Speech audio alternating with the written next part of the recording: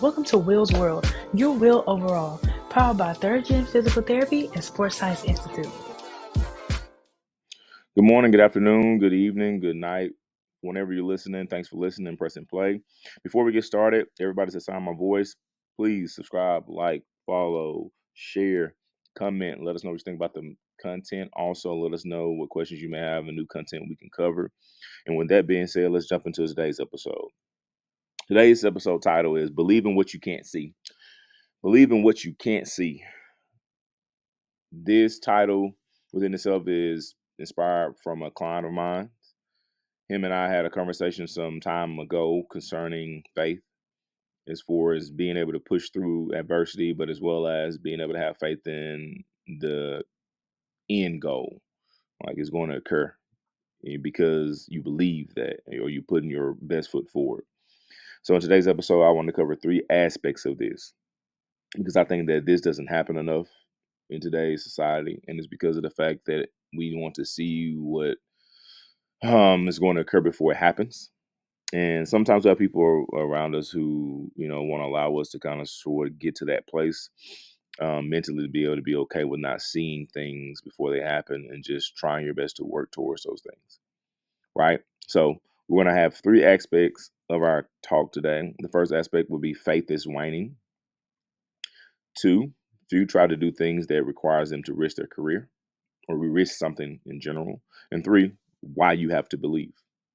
Now, in the first part, when I say faith is waning, we have a lot of quote unquote believers in this world. When I say believe, they believe in different things, whether it's religion, whether it's your parents, whether that's, a significant other, whether that's your children, whatever you believe in, right? Um, but with that, we don't have faith in what we believe in. Like, we don't think those things are going to help us prosper. Sometimes they should, though. Like, if I believe in a dog to get me to the promised land, it's probably not going to happen, right? But with that, if I have a belief in what I'm doing and how hard I'm working, eventually that should yield some fruit of some kind. But our faith, when it comes to how society is set up, is waning. You don't have many people that have that. And to be honest with you, we have a lot of people also who get caught up in the tangible things. When I say tangible, I mean like things that they value that are not of value, whatever that could be. Money is one of those things. It's a necessary evil. You need to be able to pay for things and take care of things. But truth be told, if you value it, you will lose value of yourself. And let's say if you're trying to become a billionaire or a millionaire or become successful or become financially stable, being valuing money, it doesn't lead to that. You have to value the process that you're actually, implementing. If I'm trying to become something, I need to have a process, an approach, a focus, and have faith that as I grow through that, I will receive what I'm actually trying to attain. The journey is the most important part of anything that we do. The journey. I can just say that, when I'm in a space where I'm kind of alone, you know, and I'm feeling like I'm working towards a goal by myself, or I feel like people don't see the vision, I probably work the best because now I don't have to occupy my mind with someone else's disbelief in what I'm doing. I can go out here and fail. I can go out here and be successful, and it doesn't matter to anyone. But also, the validation I seek is not from people that are quote unquote not supporting what I'm doing. What I seek is the actual accomplishment, like being able to accomplish that thing, whether somebody recognizes it now or recognizes it later. Like me doing the podcast, I don't do the podcast because I don't have faith in what I'm doing. I have full faith in what I'm doing. I'm doing the podcast because at some particular point in time, some person is going to listen and may need this. Wherever that may be, I don't know. But this is one of my gifts, and if you don't use your gift, you lose it. And I don't want to forsake what I have and what I've been given. So I want to try my best to use it for positive versus negative. Now, the second part of this is that the reason that faith is waning besides just a lack of belief in what you're doing, is that people don't want to risk anything. When I say anything, I mean like, let's say you have a great idea, right? And you're like, man, it's a great idea for a business. What it would require for you to execute that idea, there's not enough people willing to risk it or be uncomfortable.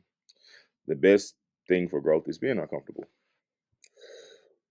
Like if you're trying to accomplish something that's, um, how can I say, there's something that's grand, you are gonna have to risk something or sacrifice something. If anybody tells you different, they're lying. They're just making some stuff up. You will. You have to risk something. So let's say if you're a basketball player and you're trying to become better at the sport of basketball, you're gonna have to sacrifice hours and risk relationships, friendship. Relationships are just not, relationship with your significant other, but relationships in general. Friendship, family, different things like that. Because sometimes people are not gonna get why you're putting that much time into the thing when truth be told is a small percentage of people who actually become successful with it. And that's just a God honest truth. And you're risking the relationships because at some particular point in time, you are trying your best to do something that you love, right? So there should be some level of support there, but a lot of times it's not, and that's okay too. The lack of support doesn't mean that you're wrong. Just that's just kind of what it is. But if you don't ever risk it, you know how are you going to gain something that's great? You could be one step this way from the goal that you're trying to accomplish, and you probably feel like you're 10 steps away because you don't want to fail at it and then have to start back over or be criticized. And that's cool for some people. But at the same time, like, we're living in a world where there's a lot of uncertainty at this time. If you live in the same country I live in, which is the United States of America, it's a lot of uncertainty. There's a lot of transitioning going on too, and a lot of people have their heads in the sand. Or my favorite, they have their head, somewhere where people are telling them what to think, and so they can't think for themselves, so they can't see the forest for the trees, um, and that becomes, how can I say this, tiring because it's an inevitable end. So if you're trying to get to the next thing, you have to kind of sort of believe in what you are doing and being willing to risk something, sacrifice something. Now, the third part is why you have to believe. All right. Why do I have to believe? So I'm a spirit person. What I mean by that is that I feel like your spirit is directly tied to this world in the sense of you having a strong spirit can will a lot of things to occur because of the fact that you have a full-fledged faith in yourself and that the quote unquote world or God or an higher being is going to provide for you if you do the work, right? I'll be honest with you, man. The world we live in is very treacherous. There's a lot of people who are cutting corners or doing things that, you know, to make it because it works, right? But does it really work? Like, watch this. How many quote unquote life coaches, how many fitness trainers, how many content creators you see that are doing the exact same thing, creating the same content, training the same type of people, doing the same type of rollout, right? And it's because it works, right? But the truth is, it's not working for everybody. People are just doing it. It's almost like when someone asks me this question of, "Hey, man, I'm trying to join a business group that has PTs talking about how to create, a clinic, and that's what they're doing." And my question is always, how many of those PTs actually work in their clinic? They probably don't. Why is that? Simple. Either they have the clinic that runs on auto because they have people hired in it, or they don't believe in the actual profession, so they're actually trying to approach it from a different standpoint to be able to make more revenue. So they're not going to be able to really help you outside of what they know about their business. Why? Because you're having a conversation with a one person with a group of other people. So the specifics of what they're doing or how they're doing what they're doing, they couldn't really tell you how it applies to you. But you will sit there and believe it because they're a PT like you, and they're going to quote unquote, get you to the to the promised land, right? When truth be told, what it really requires is objectivity and observation. Like seeing what helped, what didn't help, seeing what you're having to do versus what's going on around you, making a decision, implementing it, researching it, double, triple checking it, testing it, coming back, didn't work, test it again. Because in the state I live in, it's very hard to get everybody on, how can I say this, the same wavelength when it comes to technology. Technology in Mississippi is very, very, very, very, very hard to get pushed through to the population in the sense of not just having it available, but using it. Seriously, super hard. Everybody uses their phone. Everybody hops on Instagram. Everybody hops on TikTok. That's not what I'm talking about. When you're trying to implement a service, it's very hard for people to get pushed through to that service using an actual app or using something that could directly take them to what they need. Why? Because there has to be some vested equity. See, this state is a more hand to hand, door to door type of setup. So it's very hard for you to push something through when you're trying to build something in a state like this, when you don't understand the differences in the culture within the where you're working. So why would you believe in what someone else is quote unquote trying to tell you about how to start a business here when the only thing they can really give you is the basis of this is how you set it up, this is how you get your business license, so on and so forth. Because the biggest thing is that you have to believe in what you can't see because it's not written, right? You have to believe in it.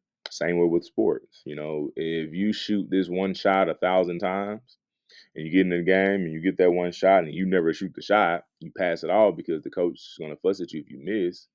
How are you going to make the shot? You don't even believe in yourself. So we tend to follow those things or those structures or those setups because if we fail at it, we can blame that thing. We won't blame ourselves. And it's tough. Trust me, guys. I failed at things before. I'm okay. I'm okay with blaming myself. The difference is though I can be accountable for me. I don't failure for me is not a bad thing. It's an opportunity.